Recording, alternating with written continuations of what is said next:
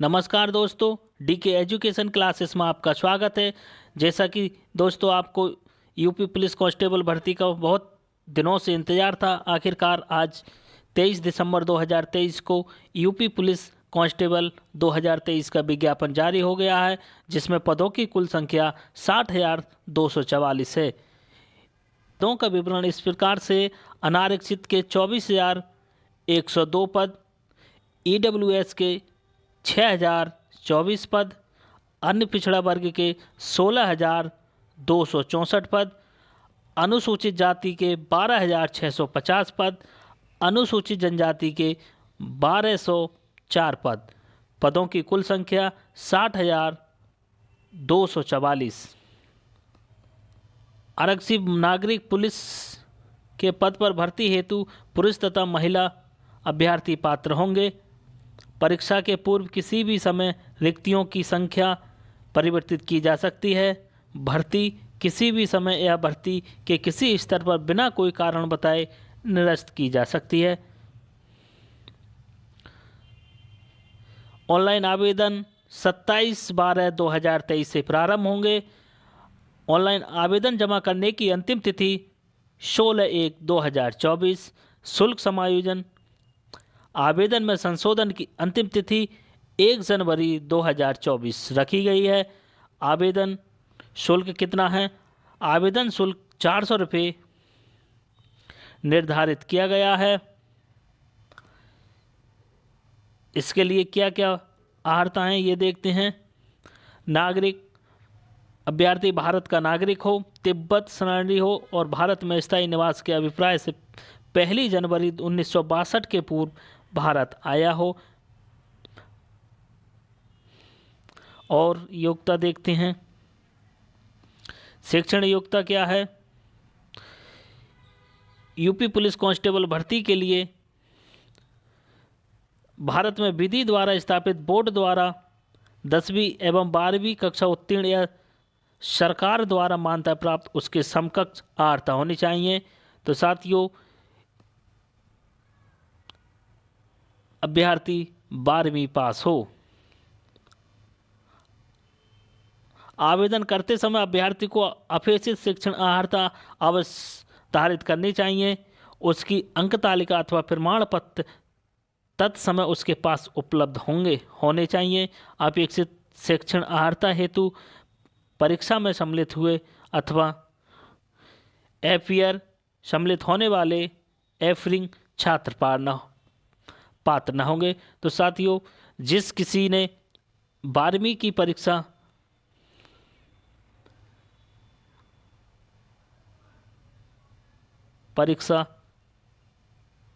पास कर ली है वह पात्र होगा। अफेयरिंग वाले छात्र पात्र नहीं होंगे। अधिमानी योग्यता में अन्य बातों के समान होने पर ऐसे अभ्यर्थी को अधिमान या प्रेफरेंस दी जाएगी जिसने DOESCC नाइलेट सोसाइटी से कंप्यूटर में ओ स्तर का प्रमाण पत्र प्राप्त किया हो, प्रादेशिक सेना में न्यूनतम 2 वर्ष की अवधि की सेवा की हो और राष्ट्रीय क्रेडिट कोर का भी प्रमाण पत्र प्राप्त हो। आयु की गणना 1/7/2023 को 18 वर्ष की आयु प्राप्त कर ली और 22 वर्ष की आयु प्राप्त ना की हो, जिसका जन्म 2 जुलाई 2001 से पूर्व तथा 1 जुलाई 2005 के बाद का ना होना चाहिए। तो साथियों, इसमें आयु की गणना 1 जुलाई 2023 से करी जाएगी और 1 जुलाई 2023 से 18 से 22 वर्ष के बीच होना चाहिए। महिला अभ्यर्थियों ने दिनांक 1/7/2023 को 18 वर्ष की आयु प्राप्त कर ली हो और 25 वर्ष की आयु प्राप्त ना की, अर्थात अभ्यर्थी का जन्म 2 जुलाई 1998 से पूर्व तथा 1 जुलाई 2005 के बाद का नहीं होना चाहिए। इसमें महिलाओं की आयु 18 से 25 रखी गई है, परंतु अन्य पिछड़ा वर्ग, अनुसूचित जाति जनजाति और अन्य ऐसे श्रेणियों के अभ्यर्थी केवल उत्तर प्रदेश के मूल निवासी के लिए अधिकतम आयु सीमा में छूट एतद प्रवृत्त शासन आदेश में निहित प्रावधानों के अनुसार अनुमान होगी। तो इसमें अनुसूचित जाति एवं जनजाति के लिए 5 वर्ष तथा अन्य पिछड़ा वर्ग के लिए 3 वर्ष की छूट दी जाएगी। व्यवहारिक स्थिति देखते हैं। नियुक्ति के लिए ऐसा पुरुष अभ्यर्थी पात्र नहीं होगा जिसकी एक से अधिक पत्नियां जीवित हों, या ऐसी महिला पात्र नहीं होगी जिसने ऐसे पुरुष से विवाह किया हो जिसकी पूर्व से ही एक पत्नी जीवित हो। शारीरिक दक्षता के बारे में देखते हैं।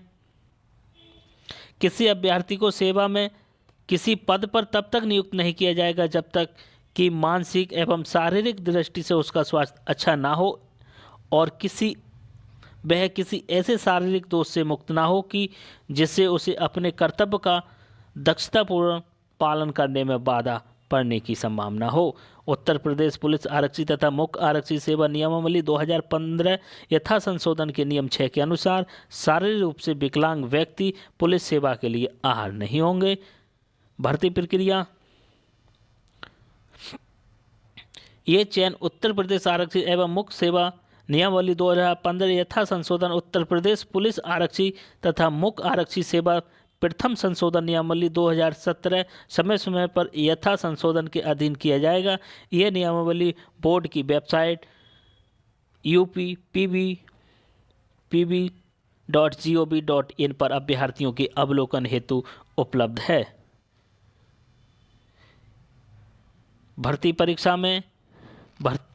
परीक्षा के लिए लिखित परीक्षा का आयोजन किया जाएगा। ऐसे अभ्यर्थी जिनके आवेदन पत्र प्रथम दृष्टया सही पाए जाते हैं से ऑफलाइन लिखित परीक्षा में सम्मिलित होने की अपेक्षा की जाती है। लिखित परीक्षा में वस्तुनिष्ठ प्रकार के प्रश्न पत्र किए जाएंगे। लिखित परीक्षा 300 अंकों की होगी जिसकी समय अवधि 2 घंटे की हो। इस लिखित परीक्षा में निम्नलिखित 4 विषय होंगी: सामान्य ज्ञान, सामान्य हिंदी, संख्यात्मक एवं मानसिक योग्यता, मानसिक अभिरुचि एवं बुद्धि लब्धि एवं तर्क शक्ति। अभ्यर्थियों को लिखित परीक्षा में गलत उत्तर देने के लिए ऋणात्मक अंक प्रदान किए जाएंगे। इस लिखित परीक्षा में कुल 150 प्रश्न होंगे जिनमें प्रत्येक सही उत्तर के लिए 2 अंक निर्धारित हैं। आरक्षी भर्ती की नियमावली के अनुसार उक्त भर्ती में अभ्यर्थियों को प्रत्येक गलत उत्तर के लिए 0.5 ऋणात्मक अंक प्रदान किए जाएंगे। ये लिखित परीक्षा OMR सीट आधारित परीक्षा प्रणाली के अनुसार संपन्न कराई जाएगी। लिखित परीक्षा का पाठ्यक्रम परिशिष्ट 1 में संलग्न है। अभ्यर्थियों की संख्या के अनुसार लिखित परीक्षा एक ही दिनांक को एकल पाली में अथवा एक से अधिक पाली में तथा एक से अधिक दिनांकों को विभिन्न प्रश्न पत्रों के साथ विभिन्न पालियों में आयोजित की जाएगी। साथियों, यदि भर्ती परीक्षा के लिए आवेदनों की संख्या अधिक है तो बोर्ड अपनी सुविधा अनुसार एक से अधिक पारियों में परीक्षा ले सकता है। यदि एक से अधिक पारियों में परीक्षा होती है तो नॉर्मलाइजेशन की प्रक्रिया अपनाई जाएगी।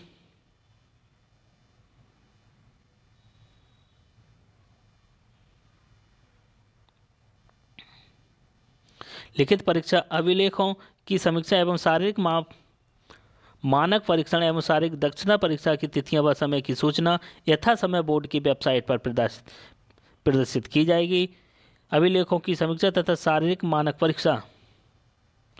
लिखित परीक्षा में सफल पाए गए अभ्यर्थियों से अभिलेखों की समीक्षा तथा शारीरिक मानक परीक्षण में सम्मिलित होने की अपेक्षा की जाएगी। कुल रिक्तियों की संख्या को दृष्टिगत रखते हुए बोर्ड द्वारा योग्यता के आधार पर एवं राज्य की आरक्षण नीति के अनुसार इस परीक्षण के लिए बुलाए जाने वाले अभ्यर्थियों की संख्या का विनिश्चय किया जाएगा।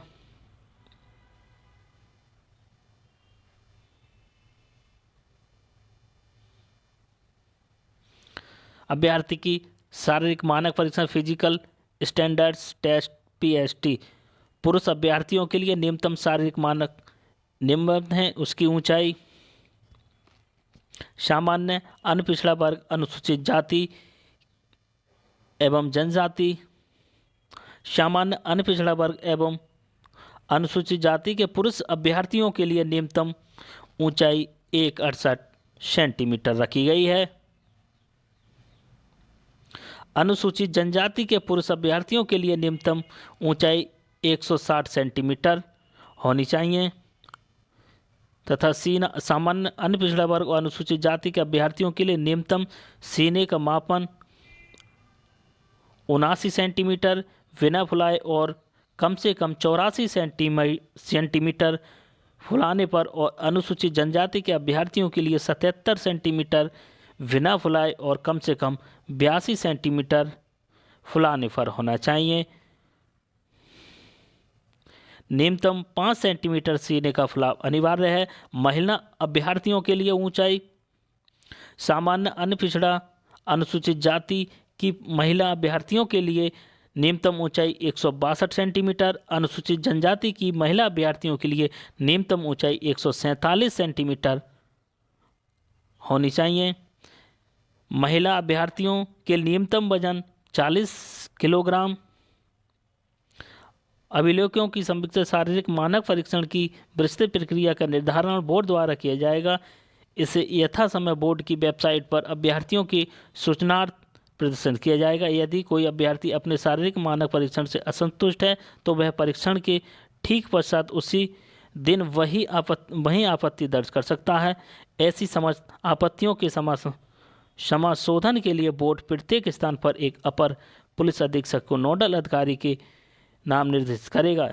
ऐसी समस्त अभ्यर्थियों का शारीरिक मानक परीक्षण उक्त नाम निर्देशित अपर पुलिस अधीक्षक नोडल अधिकारी की उपस्थिति में शारीरिक मानक परीक्षण समस्त अभ्यर्थियों को भर्ती हेतु अनुपयोगी घोषित किया जाएगा तथा इस संबंध में अग्रसर किसी भी स्तर पर अपील ग्रहण नहीं की जाएगी। शारीरिक दक्षता परीक्षण। अभिलेखों की समीक्षा तथा शारीरिक मानक परीक्षण में सफल पाए गए अभ्यर्थियों से शारीरिक दक्षता परीक्षा में सम्मिलित होने की अपेक्षा की जाती है जो आहार्यकारी प्रकृति की होगी। इस शारीरिक दक्षता परीक्षा में आहार्य होने के बाद के लिए पुलिस अभ्यर्थी हेतु 4.8 किलोमीटर की दौड़ 25 मिनट और महिला अभ्यर्थी के लिए 2.4 किलोमीटर की दौड़ 14 मिनट में पूरी करनी आवश्यक है। वे अभ्यर्थी जो विहित समय के भीतर दौड़ पूरी नहीं कर सकते भर्ती के लिए पात्र नहीं होंगे, उसी स्तर पर चयन प्रक्रिया से बाहर हो जाएंगे।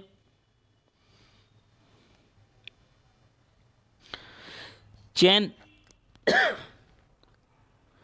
तथा अंतिम योग्यता सूची। शारीरिक दक्षता परीक्षण में सफल पाए गए अभ्यर्थियों में से बोर्ड लिखित परीक्षा में प्रत्येक अभ्यर्थी द्वारा प्राप्त अंकों के क्रम के अनुसार प्रत्येक श्रेणी के अभ्यर्थियों की एक चयन प्रक्रिया सूची आरक्षण नीति को दृष्टिकोण रखते हुए तैयार करेगा और इसे विभाग अध्यक्ष को अग्रसित कार्यवाही हेतु प्रेषित करेगा। इसे बोर्ड की वेबसाइट पर ही निर्धारित प्रक्रिया के अनुसार प्रदर्शित किया जाएगा। बोर्ड द्वारा कोई प्रतीक्षा सूची तैयार नहीं की जाएगी। 2 या 2 से अधिक अभ्यर्थियों के समान होने पर अभ्यर्थियों को वरीयता प्रदान की जाएगी। जो अधिमानी आर्थक यदि कोई हो रखते हो तो वो एक से अधिक अधिमानी योग्यता रखने वाले अभ्यर्थियों को केवल एक ही अधिमानी अर्हता का प्राप्त हो गए।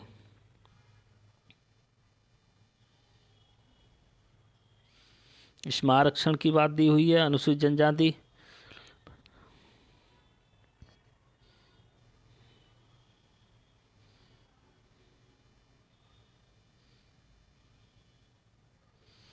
लंबवत आरक्षण वर्टिकल।